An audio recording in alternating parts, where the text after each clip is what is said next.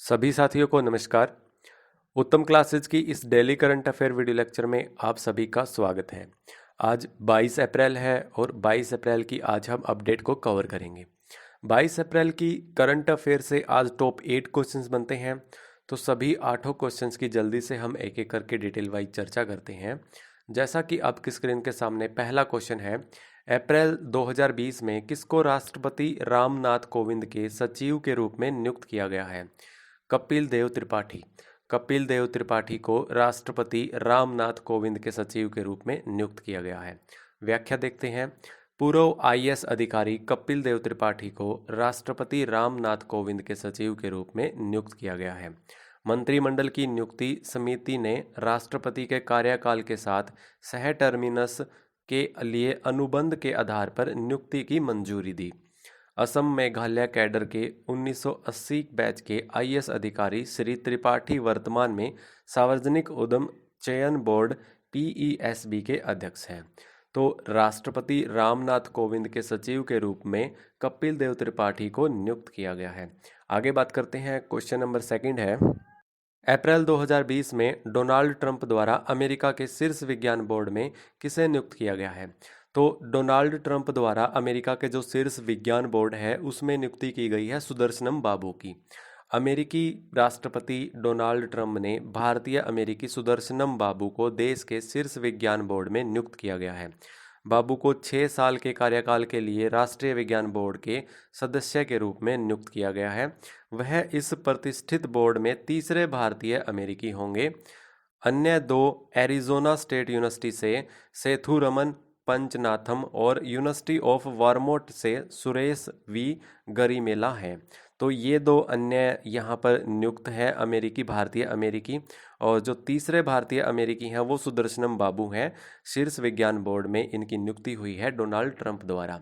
आगे बात करते हैं। क्वेश्चन नंबर तीसरा है, किस राज्य के मुख्यमंत्री ने एक नगद सहायता की घोषणा की है जो एक मरीज के लिए 20,000 रुपये, एक पेशेवर या कामकाजी व्यक्ति के लिए 4,000 और एक छात्र के लिए 3,000 रुपये देगी? तो नागालैंड सरकार ने एक नगद सहायता की घोषणा की है। व्याख्या में देखते हैं। नागालैंड के मुख्यमंत्री निफ्यू रियो ने लॉकडाउन के कारण नागालैंड के बाहर मौजूद संकटग्रस्त और फंसे नागरिकों को तत्काल राहत देने की घोषणा की है। नगद सहायता का पैमाना रोगी के लिए 20,000 रुपये, पेशेवर या कामकाजी रोगी व्यक्ति के लिए 4,000 और छात्र के लिए 3,000 रुपये होगा।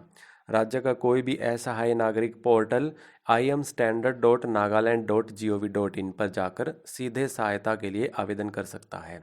तो नागालैंड सरकार ने एक नगद सहायता की घोषणा की है जिसमें ये राशि अलग अलग व्यक्तियों के लिए अलग अलग कैटेगरी में दी है। 20,000 रुपये रोगियों के लिए और 4,000 रुपये जो कामकाजी पेशेवर हैं उनके लिए और 3,000 स्टूडेंट्स के लिए। तो नागालैंड सरकार ने ये नगद घोषणा की है। आगे बात करते हैं। क्वेश्चन नंबर 4 है, विश्व रचनात्मक और नवाचार दिवस कब मनाया जाता है? 21 अप्रैल को विश्व रचनात्मक और नवाचार दिवस मनाया जाता है। विश्व रचनात्मक और नवाचार दिवस 21 अप्रैल को मनाया जाता है ताकि लोगों को दुनिया को रहने के लिए एक बेहतर जगह बनाने के लिए नए विचारों को उत्पन्न करने के लिए प्रोत्साहित किया जा सके। इसका मुख्य उद्देश्य लोगों को नए विचारों का उपयोग करने, नए निर्णय लेने और रचनात्मक सोच रखने के लिए प्रोत्साहित करना है।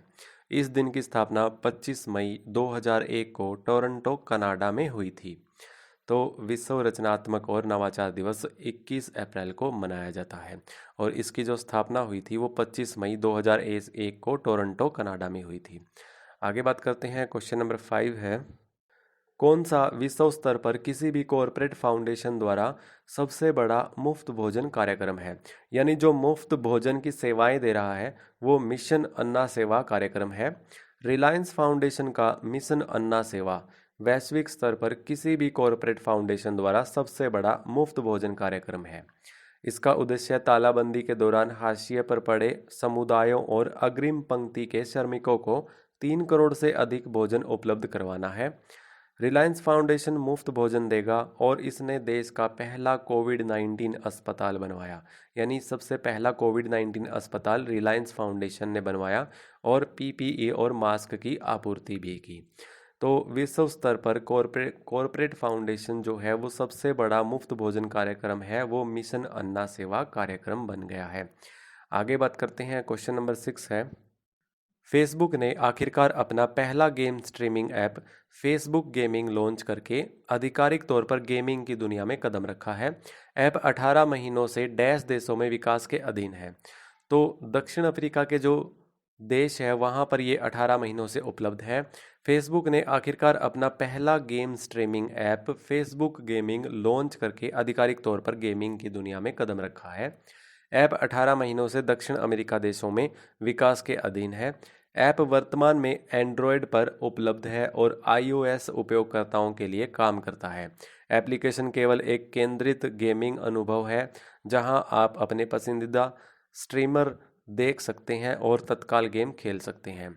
तो फेसबुक ने अभी फ़िलहाल ही में game streaming app Facebook gaming launch करके आधिकारिक तौर पर गेमिंग की दुनिया में कदम रखा है। आगे बात करते हैं, क्वेश्चन नंबर 7 है, देश का ऐसा पहला ग्रीन राज्य कौन सा है जिसमें कोरोना वायरस के मामले नहीं हैं? तो देश का पहला ग्रीन राज्य गोवा बन गया है, जहां पर कोरोना वायरस का केस फिलहाल के लिए एक भी नहीं है। कोरोना वायरस मुक्त हो चुका है गोवा। स्पष्टीकरण में देखते हैं, भारत का सबसे छोटा राज्य गोवा पिछले 7 सकारात्मक मामलों वाला पहला शून्य कोविड-19 भारतीय राज्य बन गया है, जहां अब सभी केस नकारात्मक हैं। गोवा ने 3 अप्रैल 2020 के बाद से एक भी सकारात्मक मामलों की रिपोर्ट नहीं की है और इस तरह गोवा कोरोना संक्रमण मुक्त पहला राज्य बन गया है। जब तक केंद्र सरकार फैसला नहीं लेती और कर्नाटक और महाराष्ट्र के साथ राज्य की सीमाएं बंद रहेंगी, तब तक तालाबंदी जारी रहेगी। तो पहला कोरोना वायरस मुक्त जो राज्य बना है भारत का, वो गोवा राज्य बना है। आगे बात करते हैं, क्वेश्चन नंबर 8 है, सामुदायिक रसोई को जियो टैग करने वाला देश का पहला राज्य कौन बना है? तो उत्तर प्रदेश जो है वो सामुदायिक रसोई को जियो टैग करने वाला पहला राज्य बन गया है। 19 अप्रैल 2020 को उत्तर प्रदेश 75 जिलों में अपने सामुदायिक रसोई और सामुदायिक आश्रयों को जियो टैग करने वाला देश का पहला राज्य बन गया है। यूपी सरकार ने गूगल के साथ जियो टैग कम्युनिटी किचन में सहयोग किया है। 7368 सामुदायिक रसोई द्वारा लगभग 12 लाख खाद्य पैकेट निर्मित किए जाते हैं। रिमोट सेंसिंग एप्लीकेशन सेंटर ने एक एप्लीकेशन विकसित किया है जो प्रवासियों की मदद करने के लिए सामुदायिक रसोई और आश्रय गृहों के बारे में मार्गदर्शन करता है। तो सामुदायिक रसोई को जियो टैग करने वाला देश का पहला राज्य उत्तर प्रदेश बना है। तो ये थे दोस्तों टॉप 8 क्वेश्चंस। अब पढ़ते हैं 22 अप्रैल की हिस्ट्री के बारे में। पृथ्वी दिवस एक वार्षिक आयोजन है जिसे 22 अप्रैल को दुनिया भर में पर्यावरण संरक्षण के लिए समर्थन प्रदर्शित करने के लिए आयोजित किया जाता है। यानी प्रत्येक वर्ष 22 अप्रैल को पृथ्वी दिवस मनाया जाता है। आज 22 अप्रैल है, यानी आज पृथ्वी दिवस है। तो इसकी स्थापना अमेरिकी सीनेटर जेराल्ड नेल्सन ने 1970 में एक पर्यावरण शिक्षा के रूप में की थी। तो सबसे पहले जो पृथ्वी दिवस मनाया गया था वो 1970 में मनाया गया था। इसकी स्थापना अमेरिकी सीनेटर जेराल्ड नेल्सन ने की थी 1970 में। 192 से अधिक देशों में ये प्रतिवर्ष मनाया जाता है। तो 22 अप्रैल को प्रत्येक वर्ष पृथ्वी दिवस मनाया जाता है। तो ये थी दोस्तों 22 अप्रैल की हिस्ट्री और हमने टॉप 8 क्वेश्चंस 22 अप्रैल की करंट अफेयर से पढ़े।